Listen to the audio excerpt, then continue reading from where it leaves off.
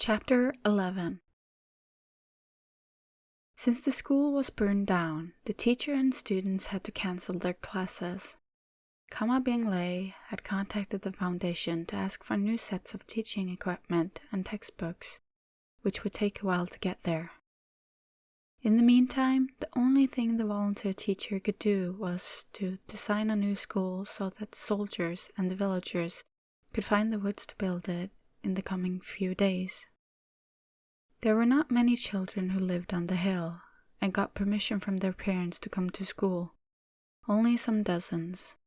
It would be a waste of manpower and time to build an excessively big school, so Thien employed the old structure but enhanced it to be more solid so it wouldn't require much maintenance. The engineering student sighed and rolled on his mattress, drawing lines across a piece of paper. If they had enough budget, he would order fireproof bricks along with fiberglass mixed materials. They were resistant to any fire set on them and would last forever. Thien smiled at the two rangers who switched duties from guarding the school to guarding his hut. As they patrolled by his accommodations, he spotted two men with food carriers and a bundle of bananas walking along the route that intersected with the village. Kama Bingley was waving at him while another unfamiliar young man lifted his hand into Hawaii. The city boy sprang up to awkwardly accept the greeting. The village head didn't keep the other man guessing and made an introduction.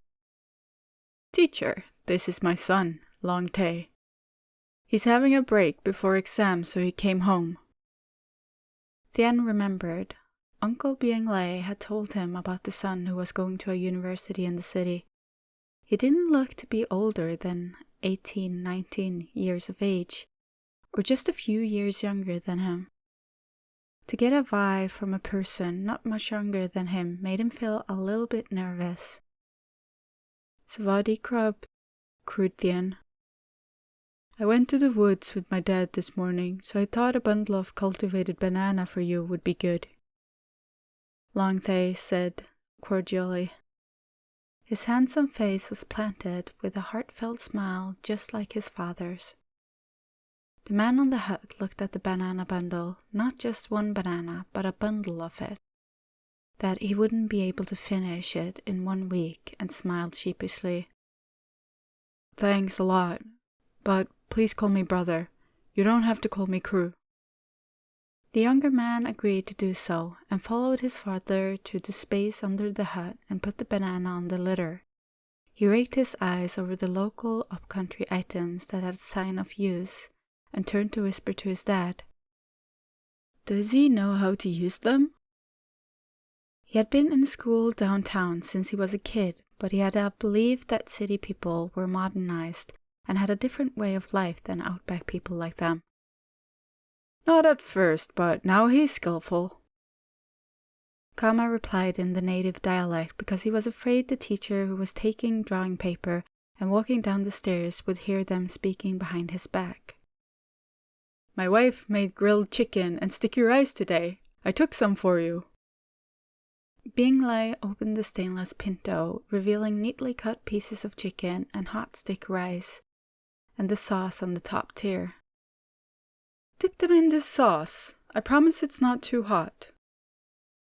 "Thank you so much. I could just have some omelette, though." That said, Thien was salivating at the sight of the scented food before him. "It's boring to eat omelette and fried vegetables every day. If you want something, just let me know. My wife can cook anything," Bingley said generously. He was giving the younger man his food, and the teacher had never asked for it once. "It's all right, really. I can do just fine with those meals." He in fact preferred Japanese or Western dishes. This was the first time in his life he ever had so much of Thai food, especially homey food like this. "Go ahead, teacher. It's still warm."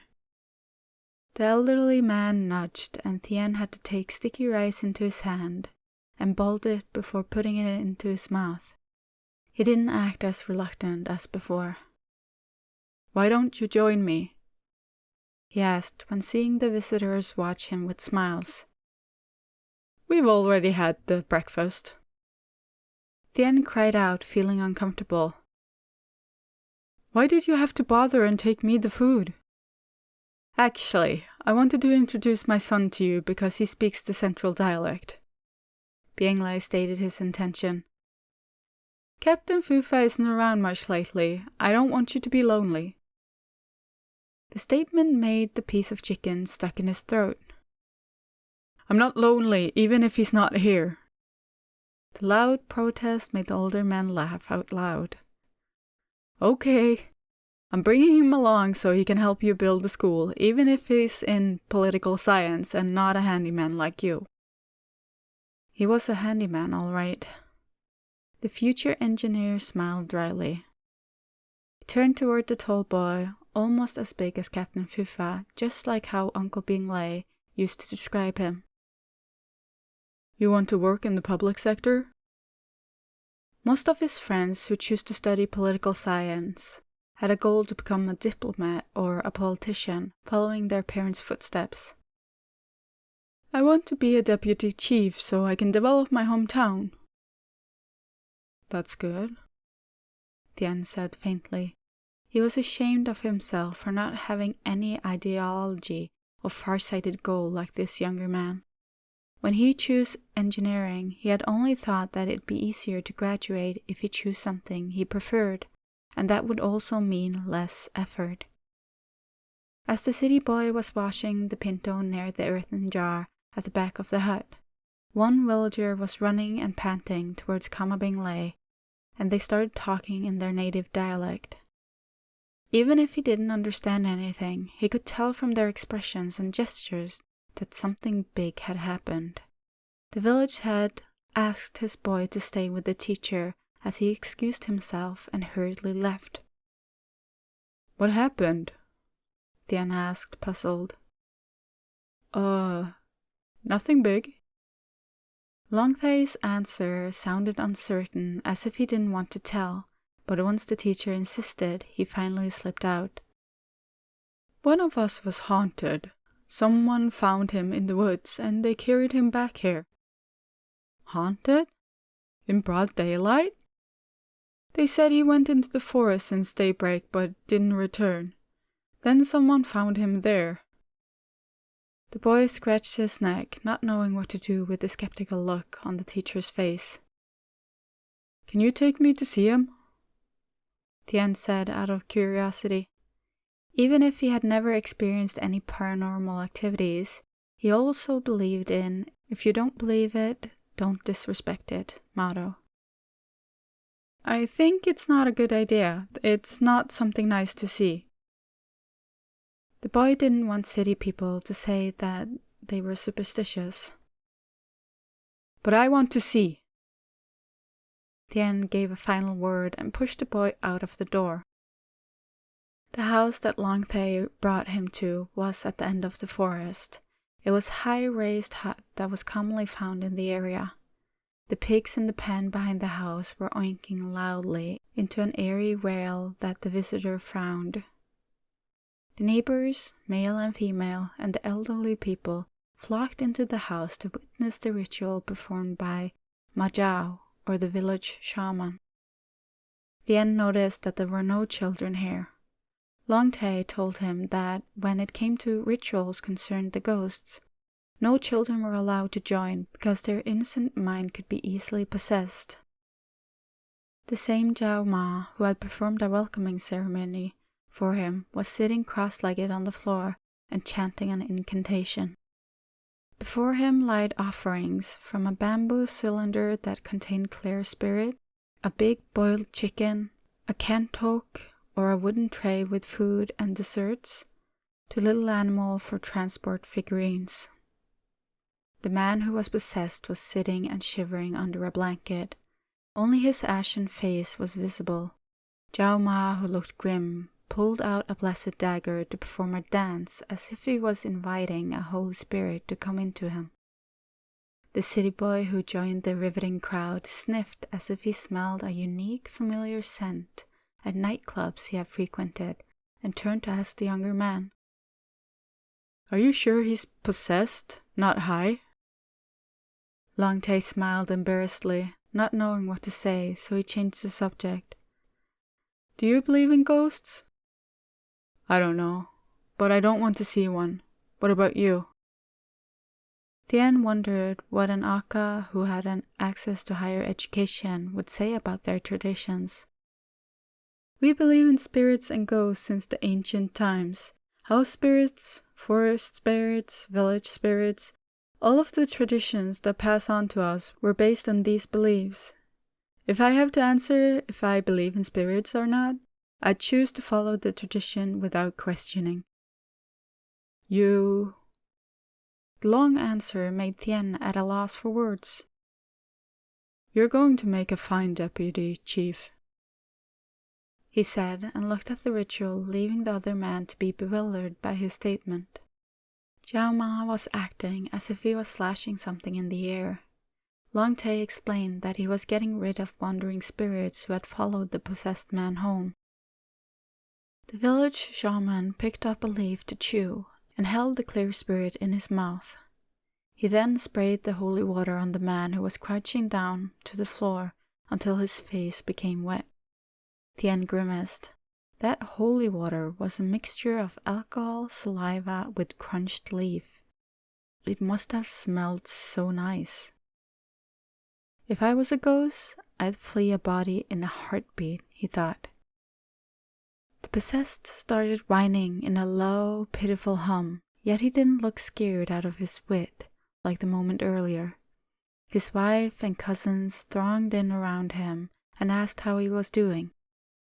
Zhao Ma walked up to Kama Bing Lei. Long Tay gave a short translation that the shaman advised the man a good rest. They must put an offering in front of the house, and light incense sticks to tell the house spirits to protect him. He must be observed till the next morning. If he didn't fare better, a bigger ritual must be performed in the forest. I think he'll be better soon, Thien, who stood and watched, said after a long pause. Long Tay cocked his eyebrow in surprise. The teacher was acting skeptical just a few moments ago. You meant the ghost who followed him home was cast out? No one can see ghosts, right? But everyone can see this exorcism. Whether ghosts are real or not, I'd say he'll be spiritually improved. The teacher from the city was saying that this ritual was only for the mind. The Aka boy smiled gently. He wasn't upset that the other man saw it differently. Belief is a matter of personal choice, anyway. You want to go home now? There's nothing much left to see. Thien craned his neck and saw the villagers around the man. Kama Bing Lei was still talking to Zhao Ma with a solemn expression. Yeah, all right, he muttered before going down the stairs. Almond eyes glanced at the offering someone had brought down and placed next to a pole in the space under the house with an incense stick. Something still stuck in his mind, so he spoke up. Do the villagers get possessed that often? Long Tay rubbed his chin, raking his mind over his memory. Even if he wasn't born here, he had spent most of his childhood with his cousins in the city to go to school. That was why he was traveling back and forth. Actually, our traditions involve spirits offerings no matter what seasons. I think there were some possession cases, but Dad said it happened a lot lately. And it was only with the people who went to gather something in the deep forest. So the exorcism must be done regularly? If one doesn't see the ghost up close, he wouldn't be this freaked out. Thien nodded to say he got it and asked no further. He looked back at the house one more time, looking at the white smokes from the incense on the offerings float to the air with an inquisitive thought. What was the catharsis that drove the ghost to come out a lot in this season, then? That night the temperature dropped further than usual. The whistling wind blew dried branches to hit against the thatched roof, puncturing it until a hole appeared. The dim light from the kerosene lamp went out because the oil had run out and wasn't refilled. The slim young man who curled up under the duvet in a thick winter jacket tossed and turned, frustrated. Or perhaps it was because of the exorcism he had witnessed Jauma performing. And it got stuck in his mind's eye. He even imagined about the forest spirit that the possessed villager encountered and fell ill. The cricket sound that suddenly went silent even made the ear more eerie. Thien was clutching at the duvet and trying to hypnotize himself to fall asleep. Yet, as he started to enter the slumber, a noise was coming from under the hut. His nerves became fully awake. He craned his ears, but the noise was gone. If a dog was howling, it would make a complete horror scene. He shut his eyes, not wanting to keep them open. All of a sudden, the wind that had stopped moving for a while started blowing into the window, making a crackling noise as if someone was walking towards the hut. He chanted a Buddhist incantation, Namo, repeatedly as he felt the thing coming closer and closer. A large dark shadow loomed over his head as the same frightening revelation of an evil spirit that he'd seen in a movie popped into his head, and he almost screamed. I know you're not sleeping. The low, raspy voice with a hot breath against his ear made Thien snap. He grabbed the closest weapon and threw the pillow to the target with closed eyes. But it seemed the gigantic ghost was a basketball player when he had been alive since he caught it. Before the freaked-out man could shout curses at the ghost, a stream of light flared up in the room. The dark shadow turned out to be a familiar figure in a green camouflage uniform. The dark, intense face was painted with a deep frown and radiating a darker energy than any ghost could. Cap! Shit! Why are you acting so creepy? Thien rubbed his chest and tried to calm down. I saw the light was out before 11, which was unusual for you. Thought something happened to you. Fufa threw the pillow back at the teacher who was sitting cross-legged with a deep scowl on the mattress.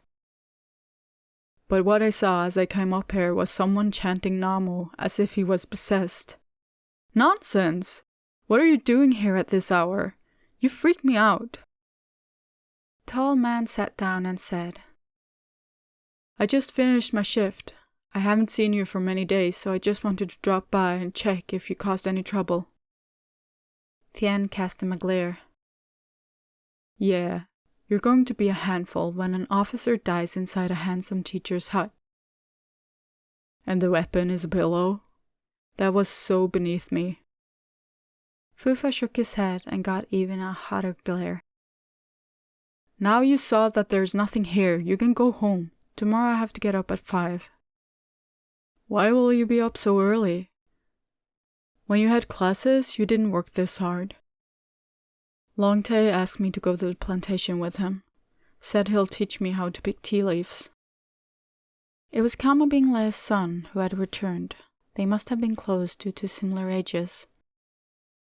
Don't turn him into another brat. Longtae is a good boy, good student. He always gets royal scholarships. What kind of man do you think I am?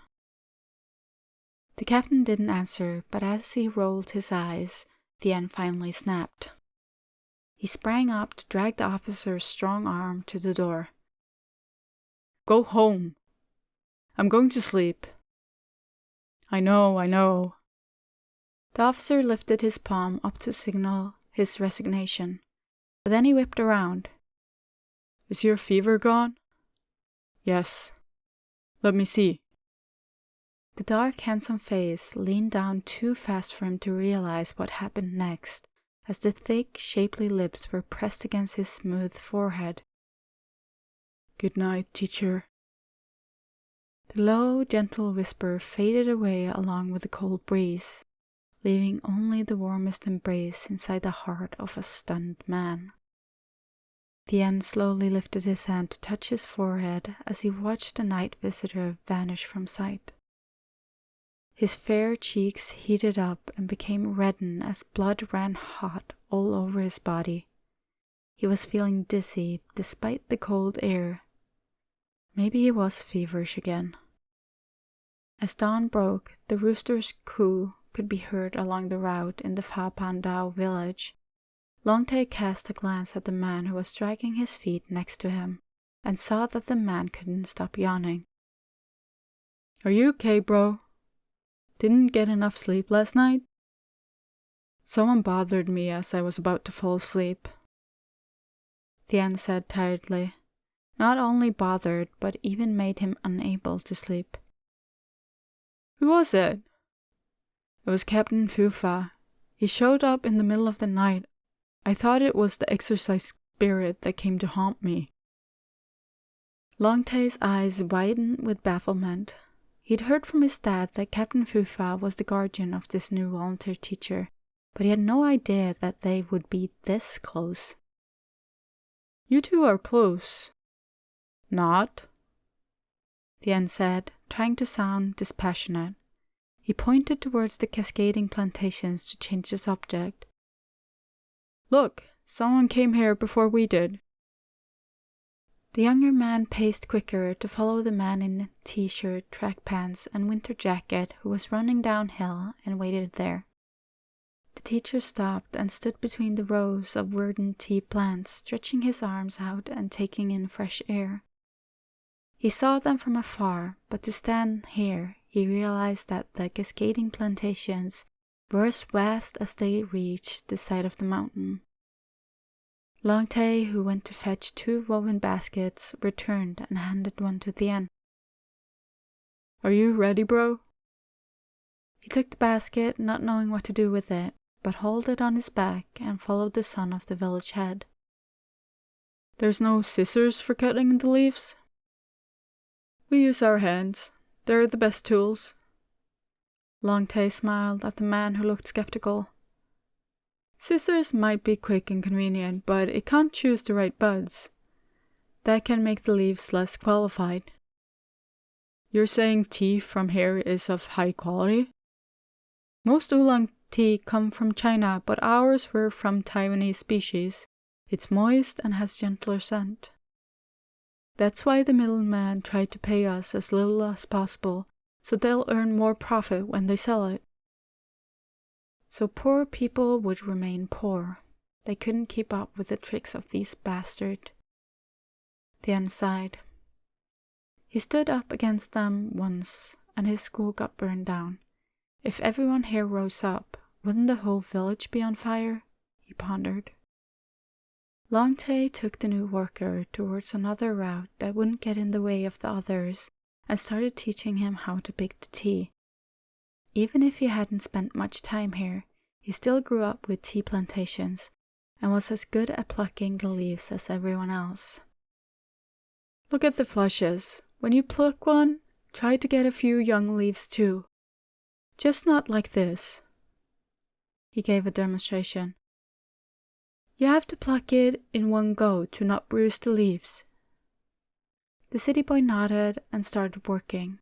He looked so awkward that the girls and the women working there that were stealing glances at him couldn't hold back their giggles. Thien gave it a few tries, dropping down broken buds. But once he got the right amount of weight, he started to enjoy the task. The first light lit up the horizon, illuminating the dim expanses of plantations. The volunteer teacher, who was bending up and down, plucking tea leaves and filling only 1/3 of the woven basket on his back, started whining. He stretched up, raising his arms high and twisting left and right. Just a few hours and my back hurts. How can you guys work all day like this? Longtail stretched to his full height above the tea shrub and gently laughed at the other man's peculiar stretching. We're used to it. Been doing this since we were young. All right. And what about the kids? What are they doing now that there's no class? Helping around the house, I guess. Feeding the pigs and chicken. By late morning, they'll be here to dry the leaves in the sun. Let me ask a stupid question. Why are you wasting your time drying the leaves? Why can't we use fresh leaves to make tea? Being from a city didn't mean he was a polymath, and Thien wasn't embarrassed to ask a naive question. From my folk knowledge, if the tea leaves aren't processed by heat, from dry roasting and rolling, they won't be aromatic and smooth. So, apart from drying tea leaves in the sun, you have to dry roast and roll them? Yes, but that's done in a factory. Thien scratched the back of his neck, still bothered with something. If you dry the leaves, they weigh less. Why don't you sell them fresh? Have you ever heard of the saying processing is value adding? Longtae grinned, not bothered by the many questions from the city man. If we pick and sell them fresh, it's like we're selling simple raw products. But to spend more time to dry them, people who buy them from us could skip the process and go ahead with processing. As we're helping them, our products will get a higher price too. Hearing a detailed academic answer, Thien became speechless. He raised his hand to give the younger man a clap. The guy deserved his royal scholarship. The volunteer teacher stepped forward and gave Longtae a few taps on his thick shoulder. You're going to make a fine deputy chief, he said, and went back to picking tea leaves next to the ladies who cast him shy smiles, leaving a bewildered Aka boy who once again couldn't understand what he meant. It was 9. Even if the sun wasn't blaring, the physical work made someone who wasn't used to it, while wearing a full-blown winter gear, strip it off, sweating. Slender arm lifted up to wipe away the clear beads on his forehead, as others dropped fresh tea leaves on large sheaves along the cliff. Longtae said that they had to wait until the leaves were dry, which took about 4 to 6 hours. Then they had to move the leaves to the shade and leave them there for another 16 hours. They worked their asses off for the money, as less as a few hundred baht per kilogram. How could they ever make a fortune? Thien rubbed his grumbling stomach. He turned left and right, wanting to ask Kama Binglai's son to get something to eat, but he spotted him talking intensely with the villagers. Is everything all right? Longtae turned to the man, who whispered behind him. He looked hesitant, but started talking. Please don't think we're superstitious, but they just told me that another guy from the next village had seen a ghost.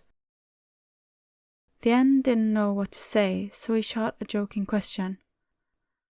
Wow, it's quite a haunted place, isn't it?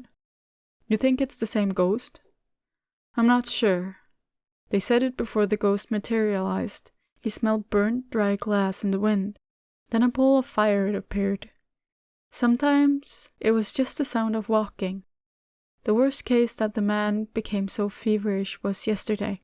Dad told me he'd seen the full face that scared the man to death. The city boy looked down on the ground, his eyes rolling as if he was trying to crack a puzzle.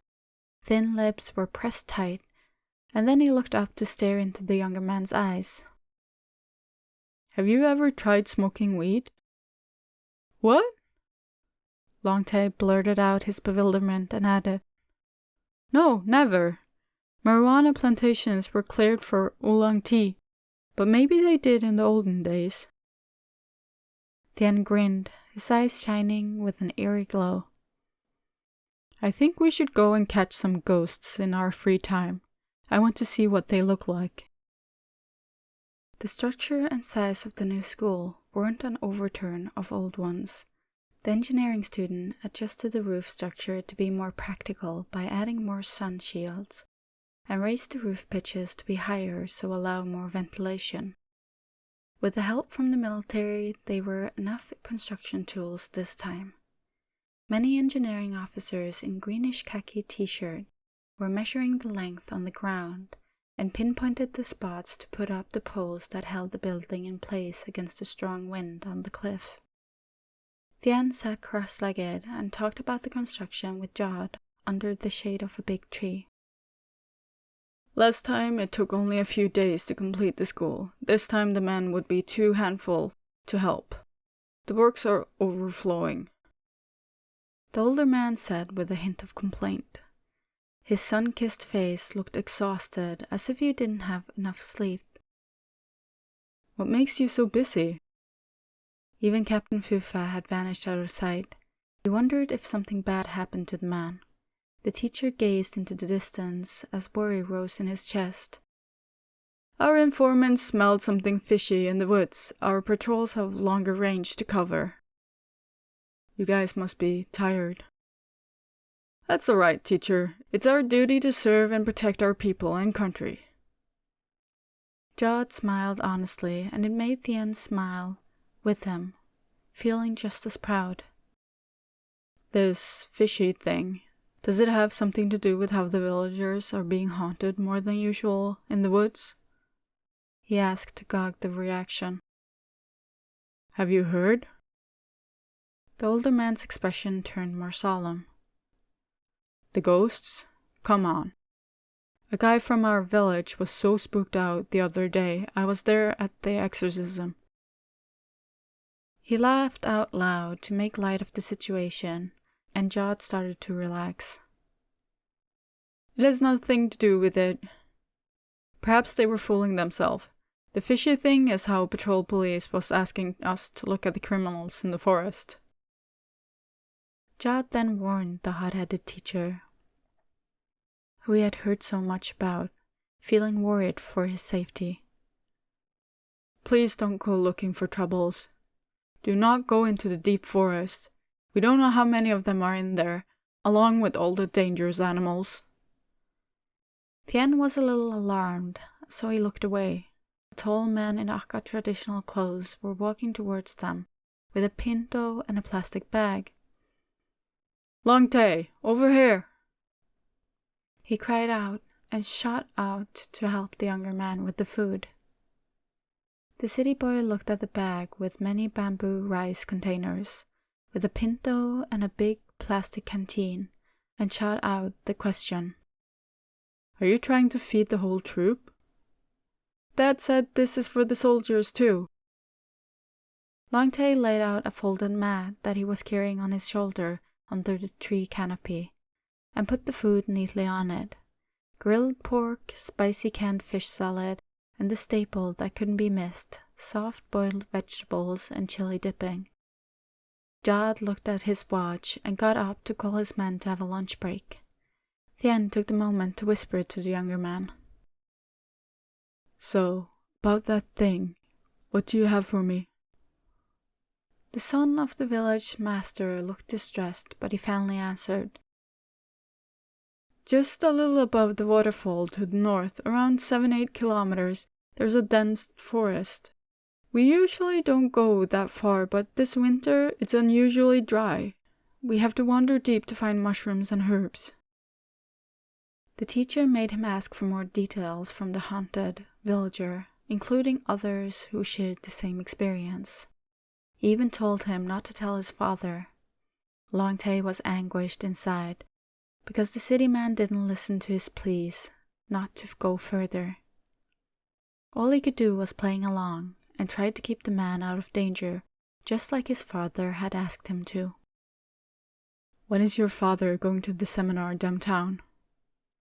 Thien asked again to make sure his plan would work. In the next 2 days, but... Long Tay had pained expression as if he'd swallowed a bitter pill.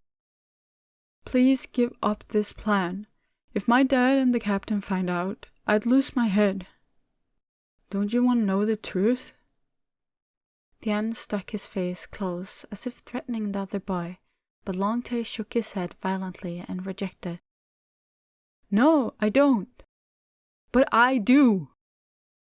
Thien screamed until the boy's ears got ringing.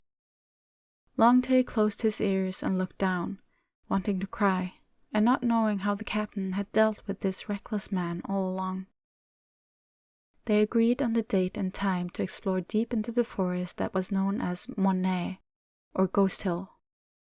The rumors made the villagers scared of the place, but they had to be brave to make a living.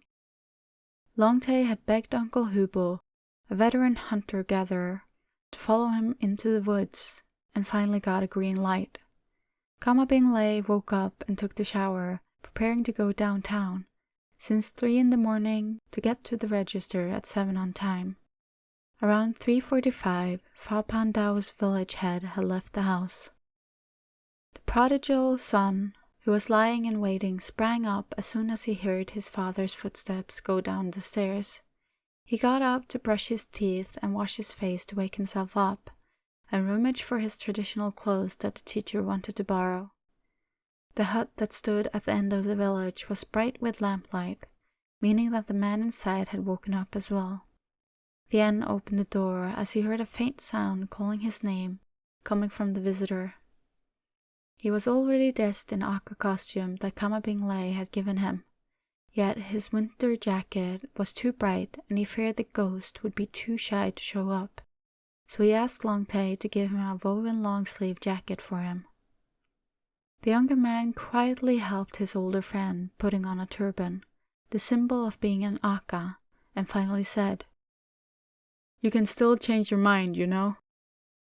The city man who heard this all day pulled a face. "We've already made our plan.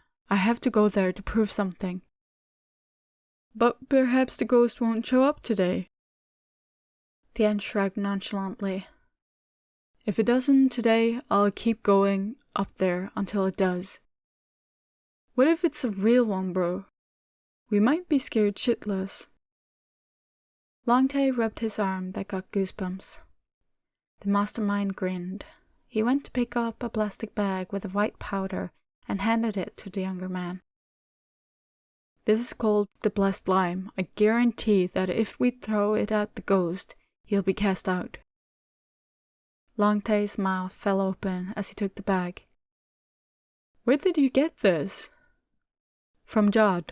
I told him I wanted it for my vegetable plots," he said as he put his own bag of lime and a flashlight in the woven basket he'd borrowed from the villagers to make everything look more convincing. Hearing the answer, Longtay went speechless. He rubbed his face to give himself moral support. Whatever will be, will be. "Let's go then. Uncle Hobo must be waiting for us at the waterfall." Both men cast a light along the route in the village with their flashlights. It was dark and silent since the villagers were still asleep. Even if the walk wasn't steep or rough, Thien stumbled on rocks and nearly fell many times in the dark, and the younger and stronger boy had to give him hands. "We don't go out at night like this, except for when we go hunting. It's risky. But now we start since 4 because the deep lush forest is further away, and it takes longer time to reach there by dawn." Longtay explained their livelihood to the city boy until they reached Fa Mok Waterfall. The waterfall's magnificence couldn't be seen in the dark, yet they could still hear the thundering cascade that fell into the basin underneath, which dried up in the dry season. It didn't take long for them to spot the man they came to see, for there was a light from a bamboo torch at the edge of the woods. Longtay and Uncle Hobo greeted each other before turning to look at him. Thien smiled sweetly to the older hunter, who looked friendly and kind. Hobo didn't speak the central dialect, so they communicated through the son of the village head. He pulled out a bottle of oil with a pungent smell and told them to rub it on their limbs and feet for leeches and insects protection. As they finished, Uncle Hobo said firmly to both boys to follow him closely, to not get lost in the forest. Then they walked in line through the forest, which was dense on a narrow path. Thien cast a light to the front of his feet. There was nothing but darkness, and he swallowed thickly. It was cold, and the haunting whistling wind that blew across the canopy made his imagination run wild. He slowed down to flank Longtay to give himself some assurance. "Are you okay, bro? I used to come up here twice with my dad. I remember that the spot was right over there." He pointed to the hill that was even higher. The city boy knew his own limit, so he said honestly, If we take some rest as we walk, I'll be fine. He fetched a bottle of water in the basket on his back to sip, quenching his thirst. As they went deeper into the forest, Uncle Hobo would stop once in a while as he picked up herbs in the shrubs, and that allowed Thien to have a break. After they had stopped for an umpteenth time, they finally encountered a narrower path on a steeper plain. Thien miscalculated his steps and nearly fell back many times, unlike both Aka men who grabbed the branches for an agile support. As they reached an intersection with an experienced trekker, Thien couldn't tell due to the dense grooves and trees. Hobo stopped and turned with a serious expression on his face. Thien looked back and forth as the two Akas talked, not knowing a single word they said. Longtail sensed the questioning stare and said, "Uncle Hobo wanted to pick puffballs on the right, but he didn't want to put us at risk." The taller boy leaned down and whispered, "That's where we call Ghost Hill."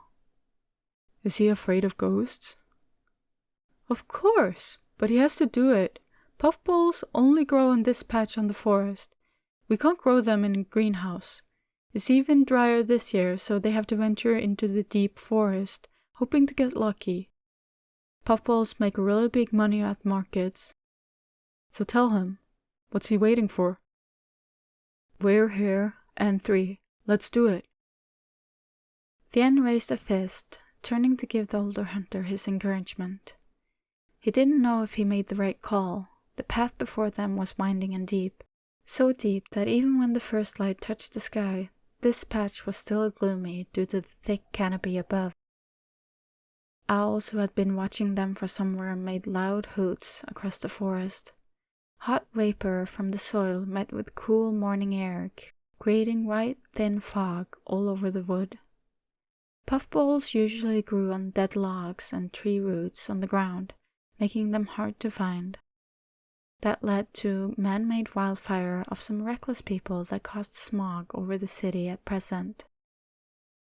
Since the woods were dense, foraging puffballs required wading through thick shrubs and looking on the ground.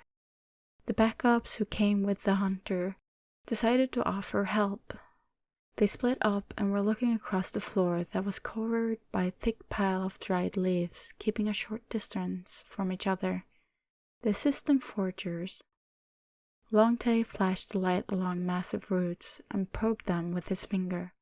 He found a cluster of smooth white mushroom under soggy soil. He called at Thien to see the unique characteristics of the mushroom before digging them out by a wood plank. The foragers went deeper and deeper into the forest. The city boy, who had been bending his back looking for the mushroom for quite some time, straightened up and wiped the sweat across his forehead, leaving dirt marks across his cheeks. He looked around, feeling dejected that the ghost hadn't bothered to show up at all. Can it be a real thing? That was why the man without any sixth sense like him couldn't see one. Cold breeze brushed against his back, blowing the scent of burnt grass to his nose. Even if the smell was very faint, it still made the delicate city boy who had allergies sneeze a few times. As Thien pulled out a mushroom from the soil, there was a rustling sound of leaves in a shrub in front of him, stopping him in his tracks. All of a sudden, his eyes that got used to the darkness spotted a quick movement right before his eyes. His eyes widened. His mind didn't have enough time to process it, but his feet already shot out into a sprint. Longtail whipped around and shot after him, startled. "Thien, stop!" The younger man shouted out at the man who ran into the deep forest, but Thien didn't listen.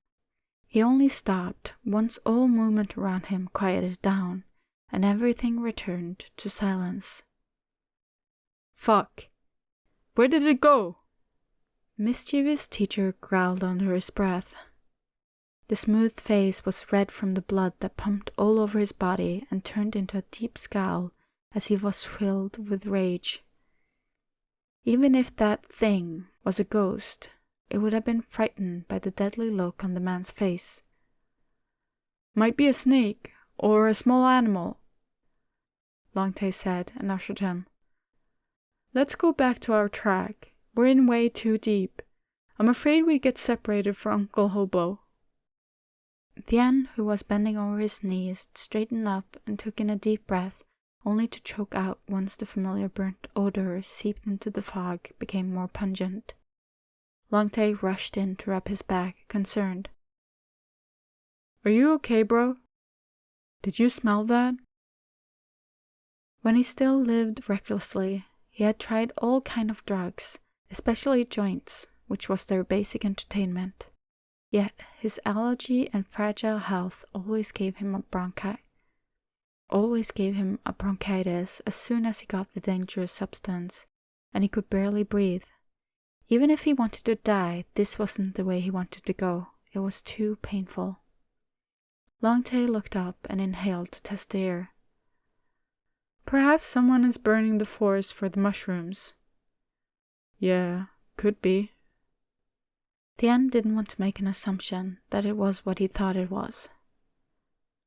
But you'd better not inhale it. He pulled down the turban to wrap around his nose and mouth and told the other man to do the same. He walked back along the same track, tracing their own footprints on the dried leaves that created a visible trail. But they didn't reach the spot they had left when a loud wail broke across the forest.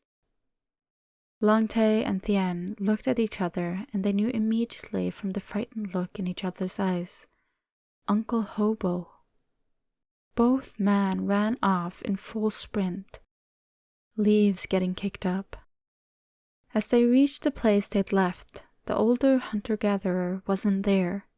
A loud, maddening cry shot up again, not far away.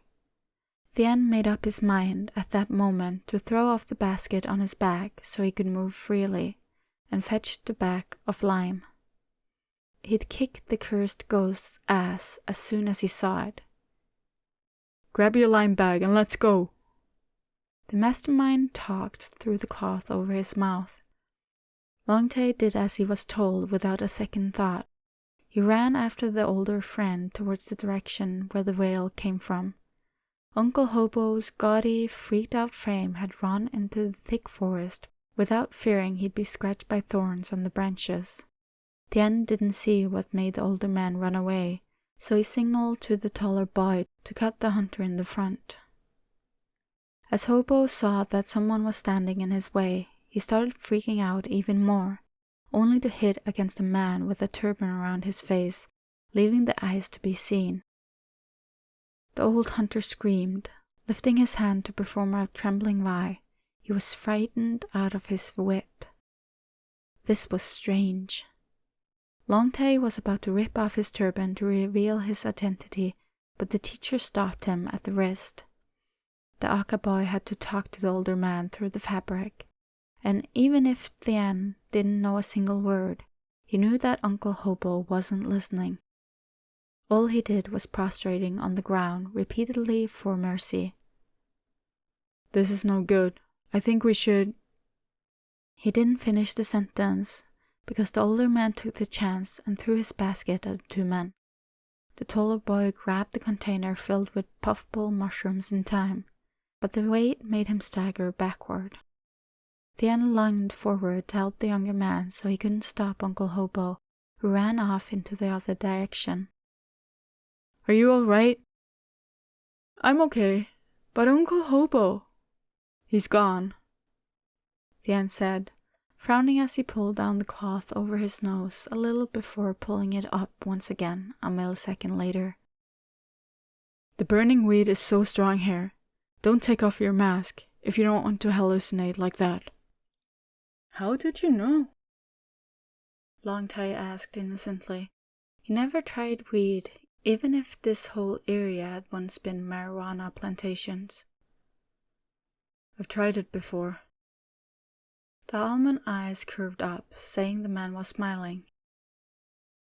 It's not that bad when you pack the weed in the joint, but if you try it with the bong, oh man, that sweet, juicy dope, you felt like you were in heaven. Dad, this dude was really scarier than ghosts. Thien slapped the boy's thick shoulder and glared. Don't act that spooked out. I quit everything. Even if the Boy Scout, whose father was the village master, acted skeptical, Thien didn't mind. He clutched at his lime bag and looked around as the sun was getting brighter. The bogus ghost that spooked Uncle Hobo must be around here. But what if it's real? A real ghost doesn't need weed to make an overture. That was strong grass, bastard. The city boy spat and halted as he saw a white tip of cloth flashing through the shrubs. It's there! He pointed at the direction and dragged Long Tay, who was sitting on the ground, to chase it. That ghost must have been hiding and eavesdropping for quite some time. Seeing that they didn't react to the weeds, he decided to run away. It must have taken the ghost by surprise that not only didn't they get high, they were even relentlessly chasing him. Both young men waded through the thickets, following the ghost on its tail. But whenever they got close, the figure in white cloth would get away as if he knew every turn in this forest. Thien sensed he was chasing in vain. He started to feel exhausted, so he thought of a shortcut by picking up a rock. Its size fit well into his palm, and he threw it out. As a former pitcher in a baseball team during his summer semester in the US, the rock flew and hit into the back of the bogus ghost. He cried out with pain and dropped to the ground. Long Tay, who had long legs and was running in the front, took this moment and caught up with the ghost. But before he took a hold on it, the ghost jumped away, and all Long Tay caught was the tip of the white cloth that got ripped. Thien, who finally caught up, tried to grasp the culprit, but he spun around and threw something at him. His arms shot up instinctively to shield his face, and threw the lime bag at the back of the head of the gaudy figure. White powder exploded from the broken bag, creating white dust. Thien shut his eyes and turned away as the bogus ghost limped away. The volunteer teacher wiped the lime powder from his eyes and pulled out the turban from his nose to clear the air. I almost got him! Fuck! He picked up the rubber ghost mark from the ground and cursed loudly. What should we do next, Thien? Long Tay asked, panting. At least we know the ghost that frightened the guys wasn't real. The air became clear and fresh again, with no trace of burned weed, and Thien inhaled deeply. I just don't know why. I guess it's about the illegal labor hiding in the woods. They don't want to be found. The wild teacher looked at the direction the ghost had fled. A cold, humorless smile appeared across his lips. The blessed lime must have been working by now. Its heavier and rougher particles left more traces than those powders. We come this far. Let's follow him before the traces are gone. The lime that was spotting on the ground and leaves made it easier for the amateur investigator to track the ghost. But as they trudged on, the powder started to trail off and finally vanished. Both men looked at each other as if to ask what to do next. Long Tay looked around. Even if the light was streaming in, the forest was still dense and gloomy that the freshmen started to be discouraged. Thien, can we just stop here? If we go any further, we'd get into Myanmar. Just a bit further, come on. I'm sure he's around here. Thien's stubbornness made him want to go on. He didn't want to give up now and return empty-handed. Which way should we go next? The traces are all gone. We're not trekkers. We don't have any compass. If we turn back at the same route, maybe we can still trace it back to the village. The city boy pressed his lips, weighing their options. As he was uncertain, he saw that the boy's lime was still there. We can use this. He grabbed the plastic bag from Long Tay.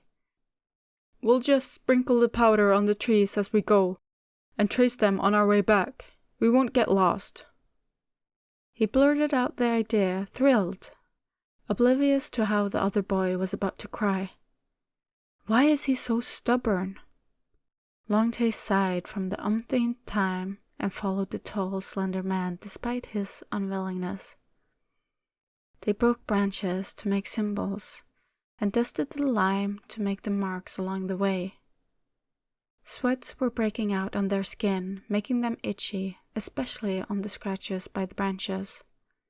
The humid hot temperature and physical exertion since early morning made Thien exhausted and frustrated. That damned ghost. Why is it so hard to catch him? Once I get you, I'll kick your ass in jail. The volunteer teacher furiously swatted off the bushes that got in the way. Then he stopped dead in his track as he caught a sight through the gap among the trees. He whipped around, wanted to call for the boy who was behind him, but Longtail lunged forward to close his mouth and pulled him to crouch down and hide. Before them lay a downward slope that met with a deep basin below. From where they were, it was still visible how the bogus ghost still had the powder on his head and was trying to plead with a Y at the group of men dressed in fine shirts. One of them was a chubby man with thick gold necklace around his neck with 10 Buddhist amulets. Thien immediately recognized the guy. Master Sakta. Behind him lay the piles of massive logs that hadn't been processed. He didn't know what kind of wood they were, but he could tell from their fat trunks that they must have been more than decades. No wonder why they needed a ghost to spook out the villagers from coming too close to their operating base and be on official radar. Thien, let's go. That guy's here. They must already know when they've been busted. Longtail shook the arm of the older boy, begging him to leave before they could get in any danger. Thien regretted not having his cell phone with him, so he could take some photographic evidence, but he could tell about their rough coordinates. He nodded, agreeing with the Aka boy that it was time for them to leave, but luck wasn't on their side this time. As they were crawling on their knees backward, a gunman with a rifle in his hands, who stood guard for the illegal timbers, spotted a movement behind the bushes. He shouted in an unknown language to signal his men and fired his arm. The volunteer teacher and the young student pressed their faces to the ground, and the bullet flew above their heads and hit a tree trunk right beside them. That was close. Thien slapped his hand hard on Longtail's back, urging him to wake up and run. Both young men jumped up and dashed off from the bullets that were flying through the bushes. Longtail knew that these illegal loggers must have been illegal smugglers from Myanmar who operated along Thai-Myanmar borders, as far as he guessed from the language they spoke. In only a few minutes, they caught up to the hill both men were hiding. It was impossible to use the trail they had marked beforehand, since they were closing in from all directions. Seeing the younger man's ashen face, Thien was plagued with guilt. He didn't pay attention to Longtail's warning, and it was because of him that they were now in grave danger. Longtail, you go back on the lime trail. I'm going to take them to the other direction, he told the Aka boy as they were panting behind a large rain tree. I'm not leaving you. If we don't split up, we're both going to die here, the city boy shouted harshly. You know the way up there better than I do. You go back to the village and get help. I will stay out of their sight here. Longtail bit his lips so hard it got bloodied. He had to make up his mind. Thien, promise me you'll stay alive until I come back with help. Okay. Thien let out a pretense bark and gave the boy a tired smile. If you're not leaving now, I would be dying here for real. The son of the village master reached out and squeezed Thien's hand as a gentleman's promise, and he dashed off behind the thickets to hide himself from the hunting parties. Thien looked up and closed his eyes. Taking in a deep breath, he was a daredevil. When he had been on the brink of death from heart disease, He still went out to race almost every night, challenging death itself. Now, the miraculous second chance he'd been given was making him fearful. If he failed at holding on to it, he wouldn't be able to meet everyone who taught him to realize his self-esteem ever again. The volunteer teacher balled his hand into a tight fist and shouted to draw the thugs' attention to him. "I'm right here, motherfuckers!" As he had tricked them to lose the sense of direction, he pressed hard into the soil to make distinct footprints before taking the shoes off and jump over the leaves in another direction. Thien hugged his shoes as he hit between a rock shelf and a slope. His new heart was exerting itself as best as it could, making his whole chest throb with pain. He was too tired to lift a finger. Perhaps his ruse worked on them for a while, Thien thought as he pressed his face to his knees. The eerie silence in the woods was eating away at his courage, and he was seeing a lot of faces in his mind. The last one belonged to a tall, massive officer. The captain once said he lived to serve and protect. Would he sacrifice his life to protect the troublemaker? A clicking sound appeared above his head, followed by a pressing force from the barrel of a gun against his skull. Thien swallowed thickly, realizing that he'd been caught. "You punk! Think you're smart to waste my fucking time with your trick? Get up!" The man who carried a pistol shouted clearly in Thai. The man in an aqua costume raised his hands to surrender and turned to face the other, seeing a bearded man who narrowed his eyes. The thug stared at him a while and shouted, "You're that volunteer teacher in the village. You dared kicking up dust in the boss's territory? The school was burned down. Haven't you learned a lesson?" "So it was you." Thien gritted his teeth, fuming. "Coward son of bitches! How dare you hurt the kids!" Hearing the cuss, Master Sakta's goon raised his hand to slam the handle of the pistol against the younger man's face, but the fearless teacher shouted at him again. "I'm a son of a former commander of the military. If you hurt or kill me, the whole battalion will wipe you off the face of the earth. If you want to burn in hell, then do it." The goon stopped in his track, hearing the threat. He stared at the smooth, fair face that said someone from a well-to-do background, and the shapely, arrogant, and commanding eyes of someone who was used to giving orders to someone else. He wasn't sure if he made the right judgment, but he lowered the gun. "Let's take him to Master Sakta then." He told the others to lock the teacher in place. Thien surrendered, not wanting to get hurt from struggle. At least he could stall the time until help arrived. He was arrested with hands behind his back as he was taken in by the group of brutal men. He used all the tricks he learned from TV dramas, asking to stop to relieve himself twice, having leg pain, panting, exhausting, but that didn't deter the goons to stop walking. He was dragged on until they came back to the trail of white lime. Desperation kicked in as he realized that they were approaching Master Sakta's den. There was nothing left to be done to buy his time. All of a sudden, a series of gunshots broke out across the forest. The thugs exchanged looks, certain that the noises came from the log camp. Thien listened to the chaos with a thundering heart. His thin lips lifted into a tight smirk, pleased that karma was serving them right, until the goon who he had hit before shouted at him. "It's because of you, you bastard! You fuck everything up wherever you go. What about the friend you brought, huh?" The look-at guy who was a fake ghost had told him there were 2 guys chasing him.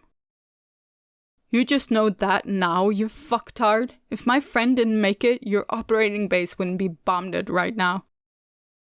The goon slammed the heel of the gun on his cheek until the skin broke and bled. "I should have killed you. It's too late to kill me now. Your boss is screwed."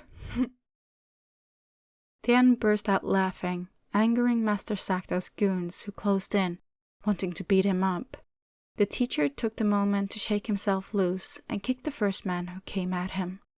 The fight broke out, but it was the volunteer teacher who was being beaten up. He bent over, protecting his head, the most important part of the body, from being injured. Finally, the man who spoke Thai stopped his men. "That's enough. Let's help the master."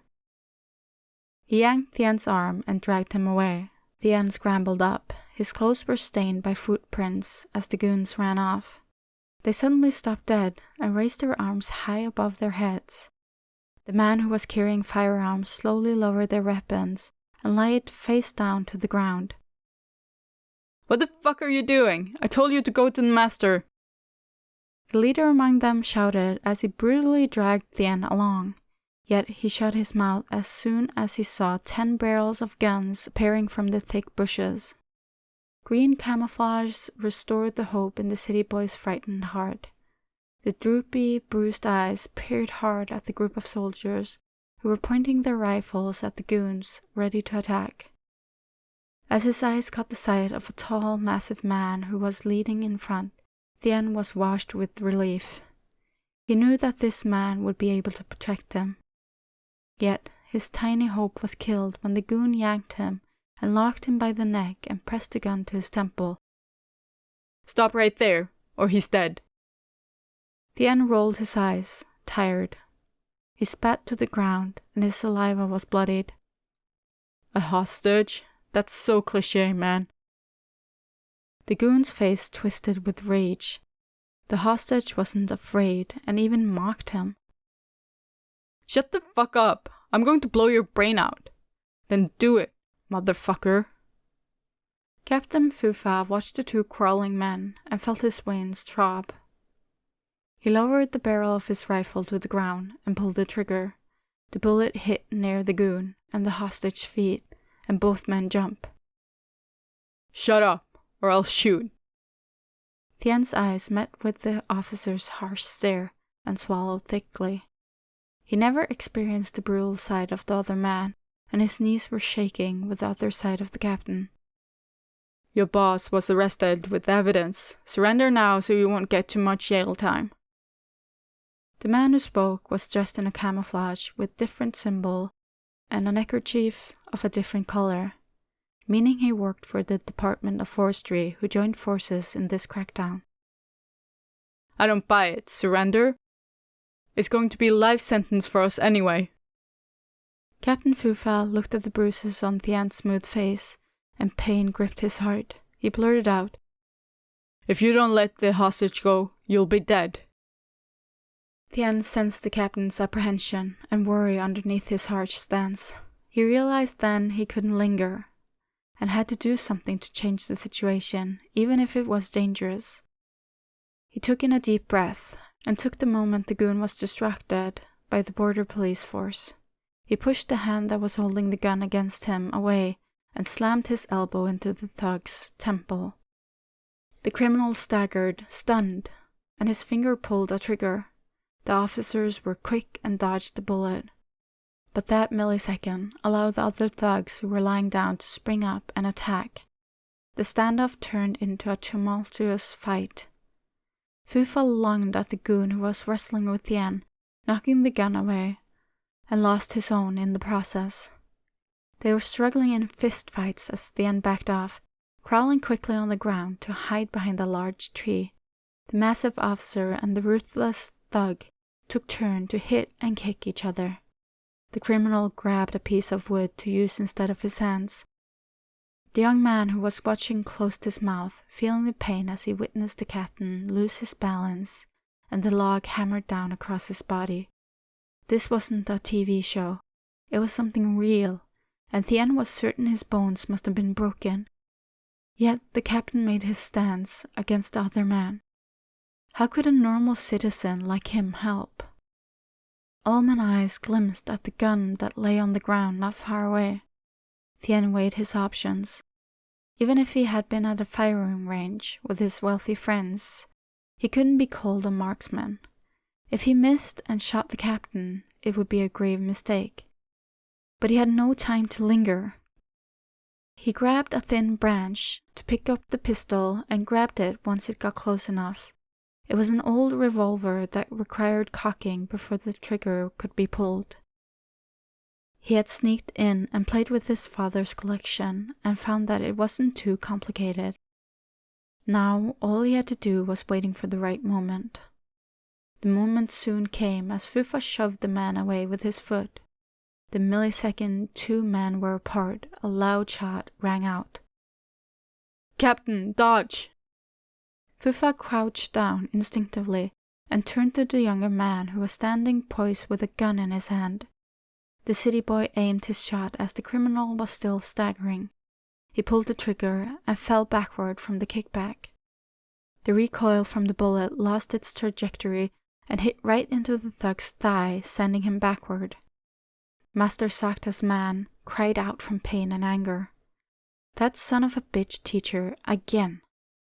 He became enraged as he dragged his bleeding leg to fetch a pistol that fell on the ground after the tussle. He took hold of the weapon, pointed at his enemy, and pulled the trigger without aiming. The tall officer lunged forward and grabbed at the waist of the troublemaker until they rolled on the ground. Thien sensed how the large man who was holding him convulsed. The captain then snatched the gun from his hand to cock the revolver and pull the shot. He was a trained officer, thus a better shot. The bullet shot right at his chest, making him cry out with pain as he fell to the ground. He wriggled for a moment and went still. The officer had the situation under control. The culprits were dead or injured, while the soldiers and the police forces were equally bruised. Fortunately, they didn't lose anyone. All of a sudden, the large body on top of him slumped down. The blood tang hit his nose as he reached out to touch the captain's broad back, wanting to call his name because the man didn't move. Yet, the wet, soggy touch on his camouflage shirt made Thien stop breathing. The city boy slowly looked at his trembling hand. A drop of thick red blood was trickling down his finger. "Captain!" He rolled the injured man over to lie across his lap. "Easy." Fufa winced from the pain. "You're hurt. Did you get shot? Where's the wound?" Thien was sputtering, not knowing what to do. "I'm okay. It's far from the heart." The young captain smiled sweetly as if to comfort the younger man. But as the handsome face lost most of its color, Thien started sobbing harder. How come the guy who was on the verge of death could still joke? Tears fell out of the reddened almond eyes. Thin hands clutched at the captain's sleeve, shaken to the core. How could he live without this man? This disaster reminded him the fact that in real world he was nothing but a naive, helpless boy. Fufa gathered all his remaining strength to lift his trembling hands and wiped the tears on bruised cheeks with his thumb. "Don't cry. Hurry up and get help." As darkness swallowed him, his mind still heard Thien sobbing as the younger man cried out his name. "I told you, don't cry. It hurts me more than the shot wound. Don't you know that?" A hospital that was a part of a famous university in Shanghai had a full pack of patients by late morning. The inpatient hospital room was filled with occupied patient beds. The volunteer teacher lied with his eyes open, his whole body aching and throbbing from being beaten black and blue. Luckily, the injuries were external and no bones were broken. The once smooth face was now marred with yellow spots of antiseptic and bandages. His whole body was dotted with purple and green bruises, just like geckos. It had been 3 days since he stayed here and waited for the news about Captain Fufa. Some soldiers in the company had carried the officer's unconscious form to the field and called for a chopper to pick him up. Other men who were injured, including Thien himself, were later taken to the hospital. Luckily, Longtae was studying at one of the faculty in the same university, so he paid him a regular visit, either in the morning, at lunchtime, or in the evening. His bed was next to the window, and he was enjoying the view outside to kill his boredom and kept his spirit up. It had been 5 days since the captain was taken out of the operating room, and put into an ICU. He heard that his condition was stable and improving and there was no infection. He was transferred to a single room where the hospital had to put up a sign, "No visitors," to give the captain a full rest. Even so, knowing that Fufa was safe, Thien was still restless from not seeing him in person. He let out a heavy sigh. "What's up, Thien?" Longtae asked, as he dragged a chair to sit next to the bed on the first day he came to see the teacher. The injured man turned to look at the younger man. "Nothing, just bored." The man in university student uniform, a white shirt and black pants, gave him a knowing glance. "You're worried about the captain."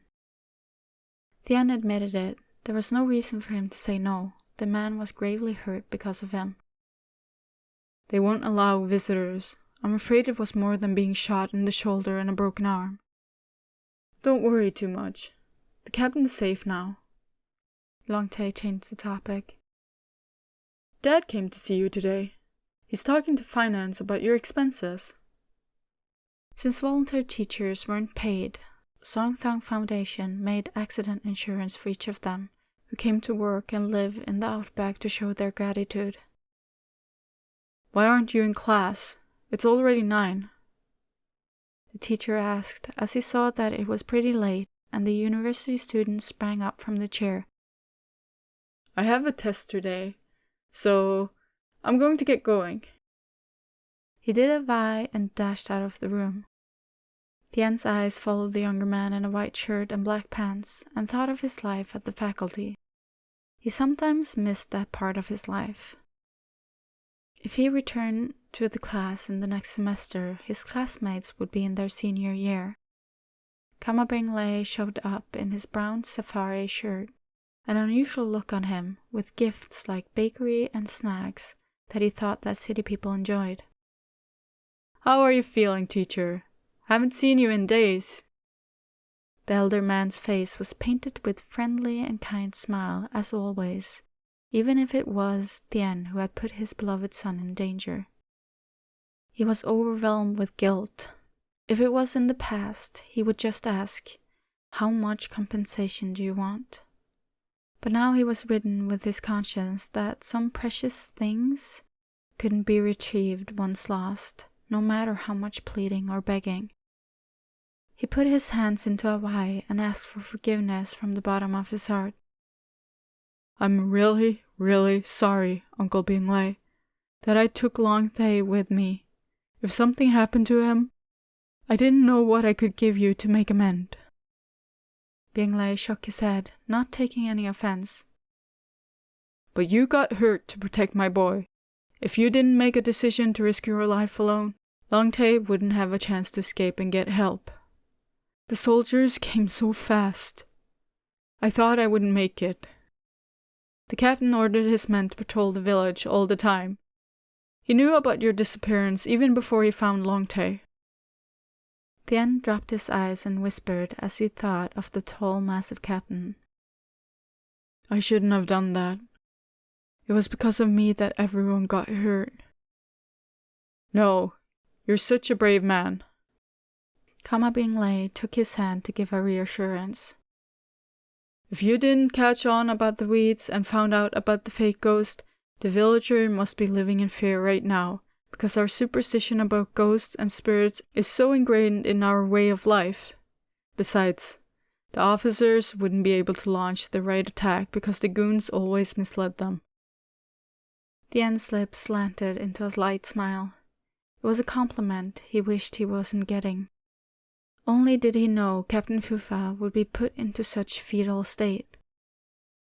"I was talking to the doctor before I came to see you. You're free to go home." "Today?" He didn't have a chance to see the captain yet.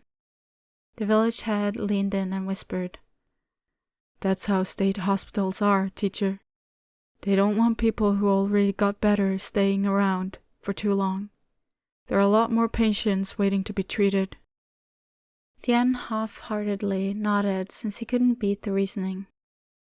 Kama Benglei went to ask the doctor to check up on him one last time. The nurse helped him to change into his clothes in the restroom. He looked at the black and blue face with tired eyes reflecting in the mirror that seemed to ponder something. Perhaps he should take another chance. He couldn't bear going back without seeing that man. The city boy dragged his beaten body to the special care unit on the upper floor. It was an isolated area, so it wasn't so crowded like the rest of the hospital. As he was dressed in normal clothes and dropped his face to hide from the staff, no one was paying him attention. They were all handful from being a state hospital and didn't have enough time to pay a special attention to a particular room.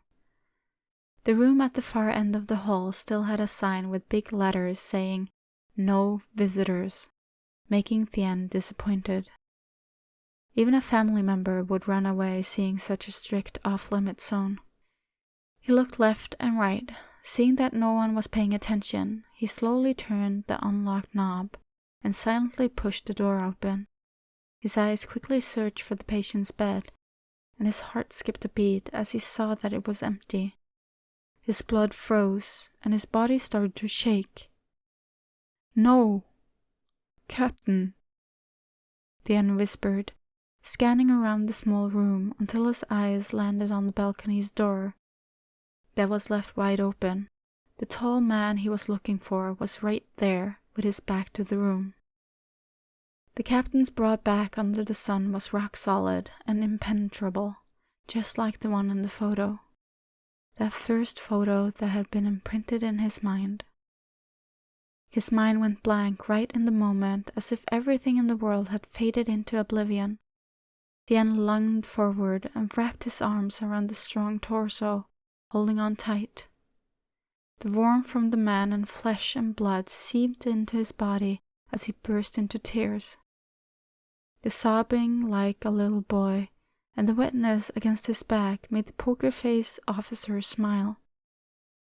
He lifted the arm that wasn't encased in a cast to cover the slender ones that were tightly holding on to him. "I told you I'm fine. The bullet went through my shoulder and the doctor already patched me up." The truth was, he had bled profusely. If he didn't make it to the hospital on time, he might have fallen into cardiac arrest. "How should I know that?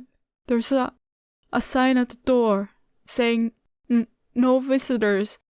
I thought you were still in critical condition." Thien sobbed as he talked, as if to release all the stress that had bottled up for days. Fufa chuckled lowly and said with a hint of exasperation, "And yet you broke the rules one more time. I'm leaving the hospital today. I was afraid I wouldn't see you again." The young captain turned around and touched the bruised face as he stared deep into the reddened eyes. "So stop crying and take a good look at me." Thien lifted his hand to cup the handsome face that had turned a little pale with bruised cheeks and split lips, and yet the captain stood against all odds until this very moment. The younger man smiled sweetly as he ran his thumbs across the bruise on Fufa's cheek. "You look horrible."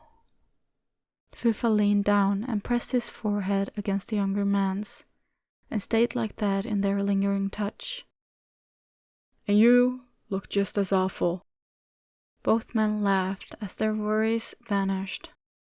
Tough time brought people together. That saying must have been true.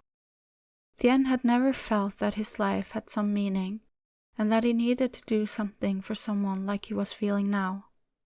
Fa Pandao had transformed him in every possible way. "I'm sorry, Thorfinn. Now your heart belongs to me." The medical team responsible for the captain was pleased with the treatment. The patient had recovered in less than a week, meaning that he was strong enough to stop the IV treatment within the first 3 days.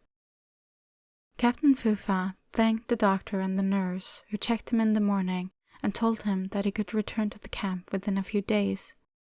As the people in white uniforms left, another doctor showed up in casual clothes, carrying bags of duck in brown sauce from a famous restaurant and jasmine rice for his friend.